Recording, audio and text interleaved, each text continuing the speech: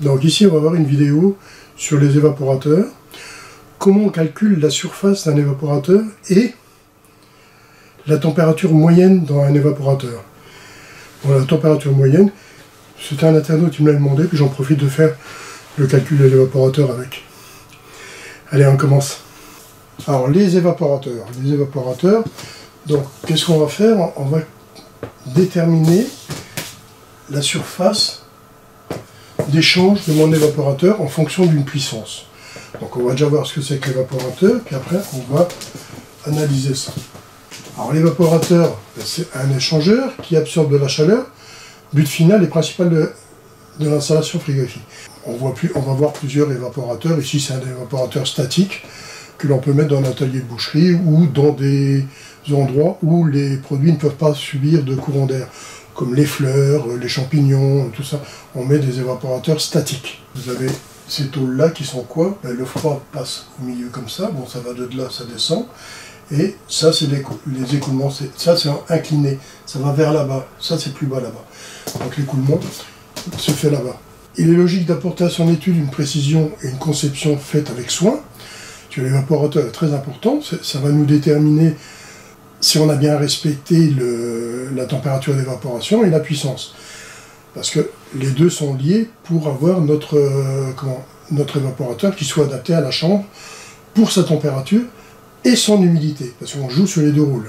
Une mauvaise étude peut perturber notre installation et nous faire croire que le compresseur est mal sélectionné.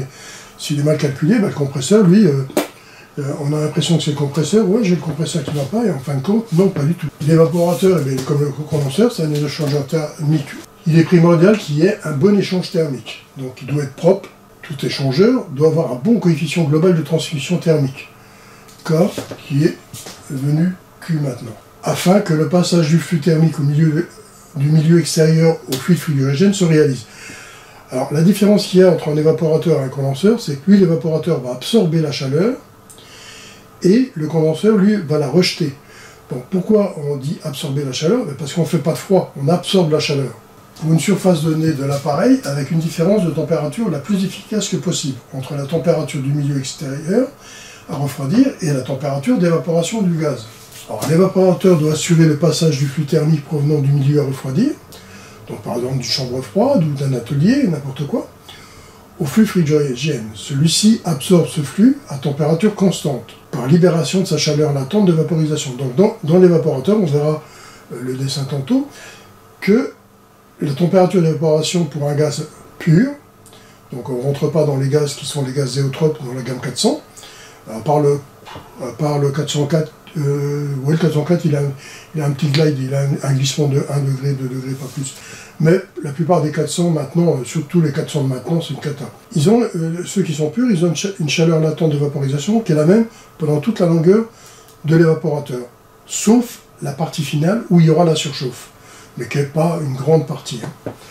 Alors l'absorption de ce flux thermique a deux zones contrairement au condenseur, qui lui a trois zones. La première zone de l'évaporateur, c'est l'évaporation, et la deuxième, la surchauffe. Et l'évaporation, c'est la plus grande partie de mon échange. Alors nous voyons bien qu'à l'évaporateur, en sortant du détendeur, le gaz frigorifique est en saturation de liquide.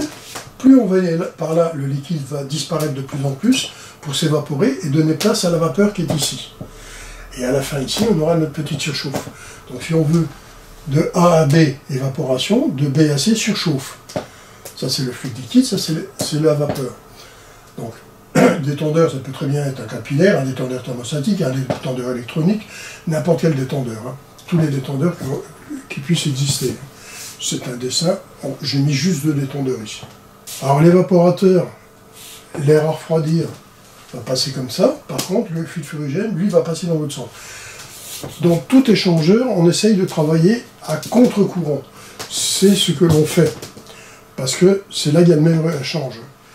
Donc ici, le liquide va rentrer ici et va ressortir par là. Ici, l'air chaud va rentrer ici pour se refroidir, sortir là.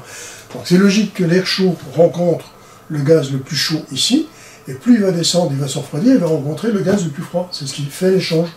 Donc les deux seront plus froids ici, ce qui est le meilleur échange. Alors le mode de transmission, il nous faut rechercher l'obtention d'un bon coefficient global de transmission thermique. de façon à assurer le passage du flux calorifique avec une faible différence de température, afin de rapprocher le plus possible la température du régime extérieur avec celui du régime intérieur, température d'évaporation. Donc ça, on va voir, c'est à la sortie, on va essayer d'être le plus proche possible l'un de l'autre. La sortie de l'évaporateur. Hein. Alors ça, c'est le médium à refroidir, θ2. θ1, c'est le fluide frigorigène qui est là. Ben, fatalement, θ2 est plus haut en température que θ1, puisque ça sera par exemple à moins 10. Ici, on aura peut-être 0 degré. Dans l'évaporateur, la température est constante, même si les proportions liquide-vapeur sont variables, pendant le changement d'état chaleur latente. Donc on sait que, comme l'eau, tant qu'elle n'est pas complètement évaporée, ben, elle reste à 100 degrés, pour une pression atmosphérique au niveau de la mer. Hein. Donc ici, c'est pareil pour le gaz fluorifique. Lui, sa chaleur latente, elle va être la même, donc son évaporation va rester la même pendant tout le temps qui sera à l'état liquide, jusqu'à la dernière goutte de liquide. Et après, bon, c'est là que la surchauffe va intervenir. Les deux courants de fluide sont séparés par la paroi métallique en millimètres, baignés sur les deux faces par des fluides en circulation, et dans la température respective, θ1 et θ2, soit la même à tout point de l'évaporateur. Et ça, on aura des variations de température qui vont se faire, on va le voir. Nous avons un mur homogène, et l'échange se fera par convection du fluide frigorigène à la surface interne du tube, donc du fluide frigorigène à la surface interne du tube, par conduction à travers les parois métalliques, et par convection à la surface extérieure du tube. Donc on aura une partie convection ici, une partie convection ici, et une partie conduction. Là ici la conduction elle va se faire en trois phases, puisque on a l'huile, le cuivre, et ici le givre. J'ai mis ici exprès trois matières pour corser un peu le truc. Bon, ici la ligne est un peu déplacée, mais normalement elle est la même qu'ici. Il y a un film d'huile qui tapisse ses parois internes, ça c'est la partie jaune ici, la partie jaune ici. Donc n'oubliez pas de considérer que le jaune il est contre le rouge. Je ne sais pas si c'est passé, mais ça a bougé. Et nous pouvons avoir aussi un frein avec du givre à l'extérieur. Donc le givre c'est le bleu ici, qui est contre le cuivre c'est le rouge. Okay, et ça c'est le tube intérieur. Alors l'échange thermique deviendra par convection du fluide au film d'huile, tapissant la paroi interne, par conduction entre les différentes couches superposées, par exemple l'huile, le cuivre et le givre. Par convection à la surface externe du cuivre, de givre et cuivre. Donc ici, on va avoir E1, E2, E3, c'est les différentes épaisseurs. Donc j'ai mis des grosseurs différentes pour l'huile, l'épaisseur du cuivre, qui sera de 1 mm plus ou moins. Ici j'ai mis en dixième de millimètre, ici aussi. Et ici c'est le givre. Suivant les vitesses de gaz, on va avoir des échanges différents. Alors la résistance globale du passage du flux calorifique sera égale à la somme des résistances partielles offertes par les éléments constitutifs de la paroi.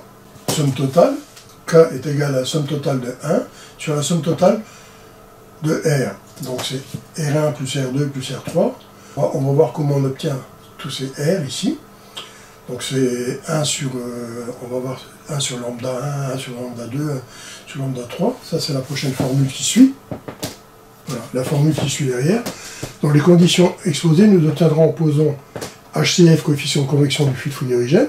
Je vous rappelle, je vous ai dit, un coefficient de convection, celui-ci, qui est du fluide frigorigène, 1 sur ça, sur le coefficient de convection. E1, épaisseur de l'huile. E1, épaisseur de l'huile. Sur lambda 1, son coefficient de conduction. E2, c'est le cuivre, avec son coefficient de conduction. E3, c'est le givre, avec son coefficient de conduction.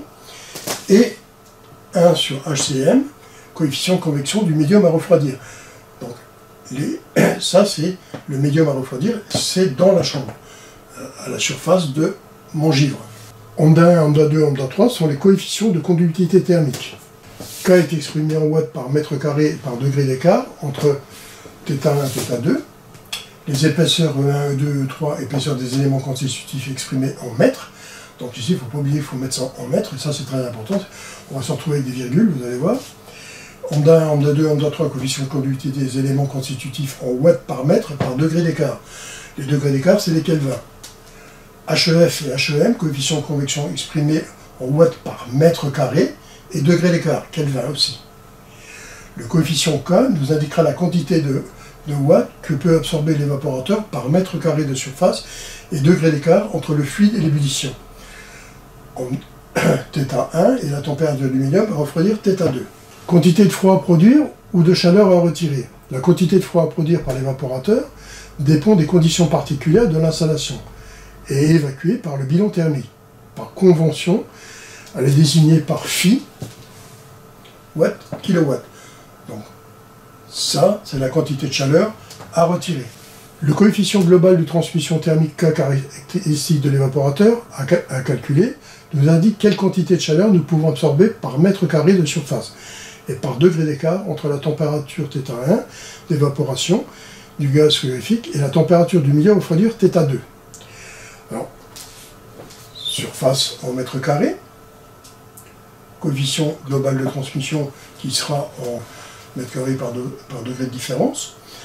θ, c'est de delta T θ, différence de température entre l'intérieur et l'extérieur du tube de l'évaporateur. Ça, on va voir à quoi ça correspond, parce qu'il y a un petit calcul à faire. Voilà, ça c'est le calcul pour calculer ma différence, mon delta. Alors ici, θ, différence de température entre l'intérieur et l'extérieur du tube de l'évaporateur, sera basée sur les moyennes de... Donc ici, on rentre dans l'évaporateur et on ressort. Ici, c'est l'air qui se refroidit. Ici, c'est le gaz frigorifique qui se détend. Et on voit que la détente, pour un gaz pur, elle est plane, et là, on a une petite surchauffe. Donc, la différence de température entre l'air à l'entrée et le gaz qui s'évapore est plus ou moins de 15 Kelvin.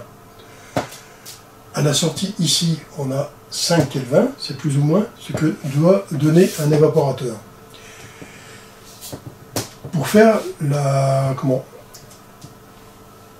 le delta T de θ, il existe plusieurs façons. Donc, ça, vous retrouverez ça dans les livres de froid, mais si vous prenez par 15 plus 5 divisé par 2, vous ne ferez pas une grosse erreur. Mais il existe 3 formules. Donc, une des formules que j'ai mis ici, c'est une échelle de température là, une échelle là, une échelle là. Ici, je mets la température des 15 Kelvin ici. Ici, je mets 5 Kelvin ici. Je trace entre les deux. Et ici, l'échelle ici me donnera la température moyenne. Vous voyez, on n'obtient pas 10, on obtient 9. Donc, c'est pas une grande différence. Mais bon, si vous mettez 10, un peu moins puissant, puisque vous allez avoir 9 Kelvin, ça sera un peu moins puissant. Votre surface d'évaporation sera moins grande que si vous mettiez 10. Vous allez le voir après. Donc il existe trois tableaux, 3 façons d'obtenir ça. Il y en a une, c'est avec des logarithmes, et puis l'autre, c'est avec des racines. Alors, la quantité de chaleur que pour absorber un tel évaporateur aura besoin d'une surface de... Donc la surface, puisque ça c'est égal à S fois K fois delta T, ben, quand on veut obtenir S, c'est ça divisé par K, le delta T de θ. La quantité de chaleur, on va la ramener en watts. Là on avait 12 kW, donc ça nous fera 12 000 watts. Parce que le calcul qu'on aura ici, ça sera en watts. Donc c'est la surface multipliée par le coefficient de transmission par le delta T qu'on a calculé, les fameux 9 Kelvin. Donc ici maintenant, qu'est-ce qu'on va faire? On va déterminer K, puisque ça on ne l'a pas encore, ça on l'a déjà, il nous manque ça, on a ça et ça en fin de compte. Mais il nous manque ça et ça. Maintenant on va calculer ça pour avoir ça. Donc la puissance de mon évaporateur c'est 12 kW que j'ai ramené à 12 000 watts. L'évaporateur en cuivre ventilé, lambda du cuivre c'est 380 watts par mètre par Kelvin. Lambda de l'huile c'est 0,140 watts par mètre par Kelvin. Lambda du givre 2,1 watts par mètre par Kelvin. Ici il y a peut-être une petite erreur, mais c'est un détail, c'est pas ça qui va jouer dans notre calcul. La convection HF du fluide, c'est 150 watts par mètre carré par Kelvin. La convection de l'air, donc qui traversera mon évaporateur, c'est 27 watts par mètre carré par Kelvin.